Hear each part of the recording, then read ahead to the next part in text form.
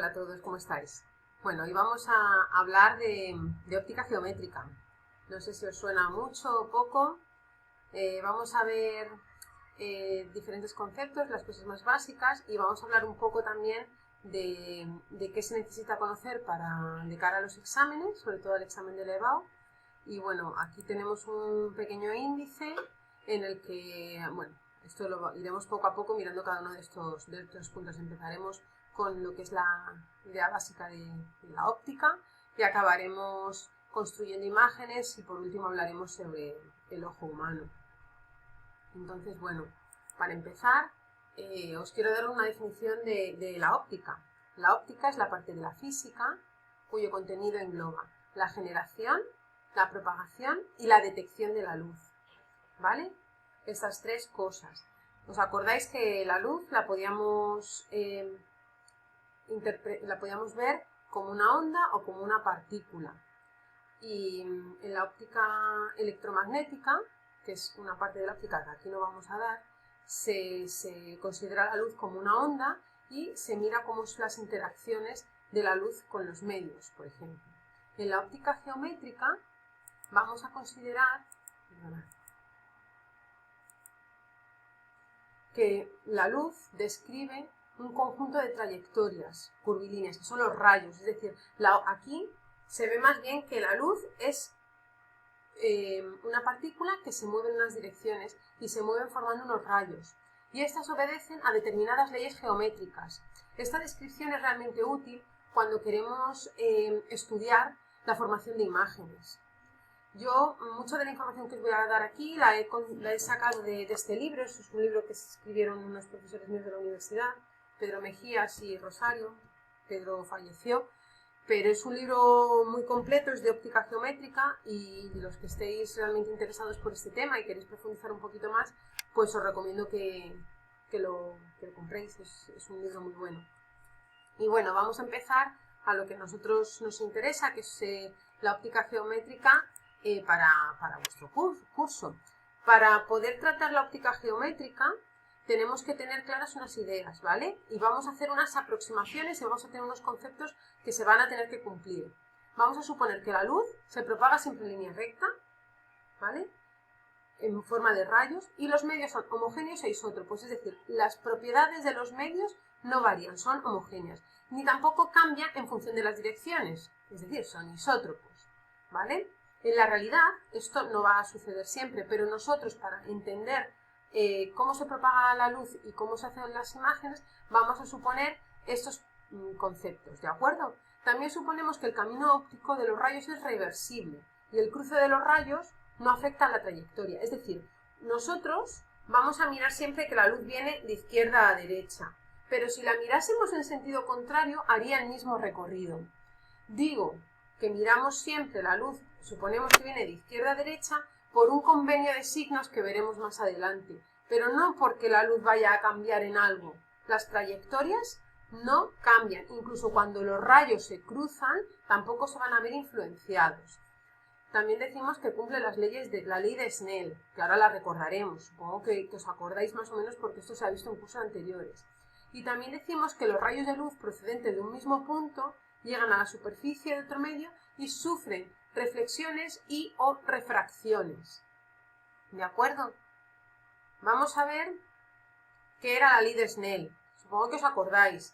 Cuando un rayo entra y toca una superficie que separa dos medios con diferentes índices de refracción, la luz cambia su dirección, cambia su ángulo. Es decir, que cuando estamos en el medio con un índice de refracción N1, llega el rayo con un ángulo θ1, al tocar la superficie de separación, el rayo refractado tiene un ángulo θ2 distinto al que tenía antes, ya que el N2 también es distinto y obedece a esta ecuación. N1 por el seno de θ1 es igual a N2 por el seno de θ2. Si os acordáis lo que era N es un cociente entre la velocidad de la luz en el vacío y la velocidad de la luz en el medio correspondiente. Nosotros normalmente, cuando hablemos que estamos en aire, lo aproximamos a vacío, es decir, n es igual a 1, sería c partido de c. Y cuando estemos en otro medio, la velocidad será diferente. Esta velocidad siempre va a ser menor que la de la luz, por lo tanto, n siempre será un valor igual o mayor que 1, ¿vale? No podemos tener un n que sea 0 con algo. No tendría sentido, porque no tendríamos nada que se mueve más rápido que la velocidad de la luz. ¿Entendido? Bueno, una vez sabemos que existen medios, que existen superficies que separan dos medios, podemos definir lo que se llaman sistemas dióptricos. Es decir, cuando un rayo de luz alcanza una superficie de separación de dos medios, se dice que estamos en presencia de un sistema dióptrico. Es decir, lo que os he enseñado antes es un sistema dióptrico plano, por ejemplo, pero un espejo, por ejemplo este, que es un espejo esférico como el que encuentras en una tienda, también es un sistema dióptrico. Es decir, lentes y espejos son sistemas dióptricos, pudiendo ser esféricos o planos. Ahora nos vamos a centrar primero en espejos esféricos. Vamos a ver lo que son. Un dióptrico esférico se define por diferentes puntos. ¿Veis aquí estos dibujos, verdad? Decimos que el centro de curvatura es esta C. Imaginaos que es algo esférico y tomaríamos C como el centro de la esfera. ¿De acuerdo? El vértice óptico es este punto, que es el punto de intersección del dióptrico con el eje óptico. Luego tendríamos el eje óptico o eje principal, que es el eje de simetría común de los dióptridos, es decir, este de aquí, esta línea en horizontal. Y el radio de curvatura es el radio de la superficie esférica. Decimos que en los espejos cóncavos el radio de curvatura es menor que 0 y en los espejos convexos el radio de curvatura es mayor que 0. Tenemos siempre en cuenta que la luz consideramos que entra de izquierda a derecha, así, de aquí hacia acá, en ambos casos. Ahora vamos a ver cómo sería la formación de las imágenes. Es decir, la imagen de un objeto en un espejo esférico se produce por la intersección de los rayos reflejados, es decir, en este caso, ¿veis aquí arriba? Rayos que llegan paralelos, por ejemplo del Sol, rayos que llegan desde muy lejos, llegan al espejo esférico y se reflejan en el punto focal. Donde pone F es el punto focal, ¿veis?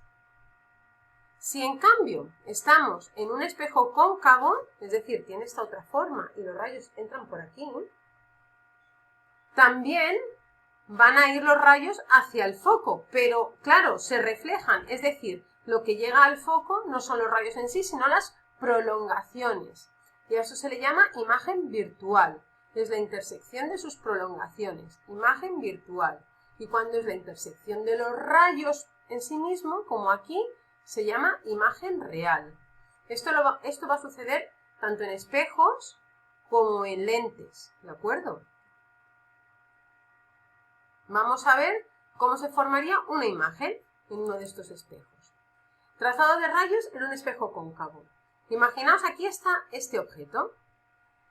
Siempre, esto os lo tenéis que aprender porque siempre pasa lo mismo. Cuando un rayo entra paralelo al eje óptico, es decir, en esta dirección, siempre se refleja pasando por el foco. Siempre se refleja pasando por el foco. Cuando el rayo pasa por el centro de curvatura, no se desvía, es decir, se refleja en la misma dirección, va y vuelve por el mismo camino. Y un rayo que pasa por el foco, llega al espejo, se refleja paralelo al eje óptico. Esos son los tres rayos fundamentales. En realidad, para la formación de la imagen, veis que está aquí este A', esta es la imagen de aquí, solamente necesitaríamos dos rayos. Pero si tenemos tres, vemos que realmente los tres rayos convergen en ese punto. Y así formamos las imágenes. Vamos a verlo en espejos, en lentes. Vamos a hacer un montón de ejercicios. Es importante que penséis siempre en estos tres rayos principales. El que entra paralelo al eje óptico, el que pasa por el centro de curvatura y el que pasa por el foco. Veamos qué pasa con un espejo convexo. Las leyes son las mismas. Rayo que entra paralelo, rayo que pasa por el foco. ¿Pero qué ocurre? Que aquí, claro, se refleja. Es decir, lo que pasa por el foco no es el rayo en sí, sino su prolongación. ¿Os recordáis esto que acabo de decir de imágenes reales y virtuales? Igual que antes, el rayo que pasa por el centro de curvatura se refleja en la misma dirección, no se desvía. Y aquí no está dibujado, pero si dibujáramos un rayo que pasaría supuestamente por este foco, saldría paralelo. Y estos rayos convergerían en un punto. En este caso, los rayos en sí no son los que convergen, sino que son sus prolongaciones las que lo hacen. ¿Veis aquí este punto? Por lo tanto, aquí decimos que la imagen es virtual. En el caso anterior, convergían directamente los rayos, entonces decíamos que la imagen era real, en este caso la imagen era real e invertida, porque el objeto estaba boca arriba y la imagen sale hacia abajo. Y en este caso, la imagen es virtual porque es la prolongación de los rayos, pero es derecha, no está invertida, está en la misma dirección que el objeto, ¿de acuerdo? Ahora vamos a ver lo que son las lentes delgadas, que son la aproximación que nosotros vamos a utilizar para estudiar la formación de imágenes. Y vamos a estudiar dos tipos de lentes. Las lentes convergentes, que se simbolizan con esta flecha, con los palitos así, es decir, esto sería una lente convergente, y dice que los rayos que llegan paralelos al eje óptico convergen en el foco imagen. Es igual que con un espejo, convergen en el foco. En este caso, en las lentes vamos a tener un foco objeto y un foco imagen. Ahora lo vamos a ver. Y los rayos divergentes, las lentes divergentes, los rayos que llegan paralelos al eje óptico, divergen, pero sus prolongaciones se cortan en el foco imagen. Va a pasar igual que como pasaba con los espejos convexos. Y la forma de representar a las lentes divergentes es una flecha, pero en lugar de con las puntas hacia arriba, están como invertidos hacia abajo.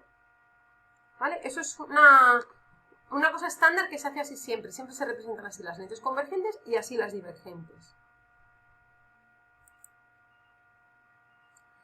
Como os decía antes, en la lente convergente definimos un foco F mayúscula, porque es un punto, que es el foco objeto, y la F', que en este palito aquí está a la derecha, ¿vale? Y en la lente divergente pasa lo contrario.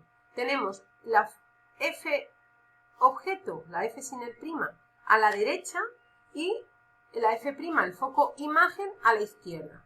Nosotros siempre vamos a suponer que la luz viene de izquierda a derecha, ¿vale? Esto va a ser una forma que vamos a tener que trabajar siempre. ¿Por qué? Porque el criterio de signos va a ser importante y para ponernos todos de acuerdo se hace así, ¿vale? No es por otro motivo. Se podría hacer al revés. Así que una vez visto esto, voy a parar aquí y hago la segunda parte para ver cómo se forman las imágenes en las lentes.